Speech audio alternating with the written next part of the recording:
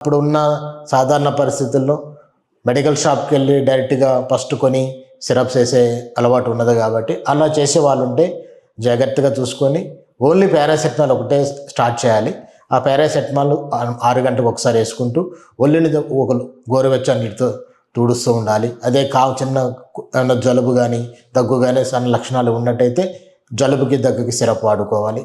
ఇక 3 రోజుల తర్వాత మీకు ఏమన్నా వచ్చేసి ఇంకా ఎక్కువ అవుతుంది, జ్వరం ఇంకా తగ్గట్లేదు, దగ్గు ఎక్కువ అవుతుంది, దమ్ము ఎక్కువ అవుతుంది, ఆయాసపడుతున్నాడు, బాగా నీరసం అయిపోయింది, బాడీ మొత్తం నడవలేకపోతున్నాడు, అలాంటి కండిషన్ ఉన్నప్పుడు ఏమైనా ఒంటి మీద ఏమన్నా ర్యాషెస్ లాంటి దద్దుర్లాగా వస్తూ ఉంటాయి, యూరిన్ కలర్ నలుపు రంగు కలర్ మారుతుంది, కడుపుల నొప్పి, వామిటింగ్స్, విరోచనం రంగు మారటం, ఇవన్నీ జరిగినప్పుడైతే అందుబాటులో ఉన్న ఒక పిల్లల వైద్యం దగ్గర తీసుకురావాలి.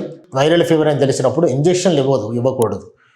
మొట్టమొదటిగా ఇంజక్షన్లు ఇవ్వటం వల్ల సపోజ్ మనకి అప్పటికే బాడీలో ఉన్న ప్లేట్లెట్స్ అని ఉన్నాయో తెలియదు కాబట్టి ఒకవేళ ఇంజక్షన్లు ఇచ్చినట్టయితే ఆ ఏరియా నుంచి రక్తస్రావం జరగటం, ఆ ఏరియాలో రక్తం గడ్డ కట్టడం అలాంటివి జరుగుతాయి. అదేవిధంగా బ్రూఫెన్ సిరప్ కానీ బ్రూఫెన్ ట్యాబ్లెట్స్ అలాంటివి ఇవ్వకూడదు. యాస్పిరిన్ అనేసి ట్యాబ్లెట్స్ ఉంటాయి, యాస్పిరిన్ ట్యాబ్లెట్స్ ఇవ్వకూడదు. ఓన్లీ పారాసెటమాల్, ఓఆర్ఎస్ వాటర్ తాగించాలి. లేదా ఇంట్లో జరిగే కొబ్బరి నీళ్ళు కానీ మన అన్నం వండుకున్నప్పుడు వచ్చే వాటర్లో కొంచెం సాల్ట్ వేసి అవి తాగించాలి. నిమ్మరసం ఇంట్లో తయారు చేసుకున్న నిమ్మరసం, దానిలో ఉప్పు వేసుకొని కొంచెం సాల్ట్ వేసేసి నిమ్మరసాన్ని ఇచ్చుకోవాలి. మెయిన్గా డిహైడ్రేషన్ అవ్వకుండా బేబీని చూసుకోవాలి. ఇవన్నీ చేసిన తర్వాత కూడా యాక్టివిటీ తగ్గుతుంది, చైల్డ్ డిస్కంఫర్ట్గా ఉండంటే కంపల్సరీ పిల్లల వైద్యుని కలవాలి. విష జ్వరాల్లో కూడా మనం 2019లో చూసాము కోవిడ్ అనేది.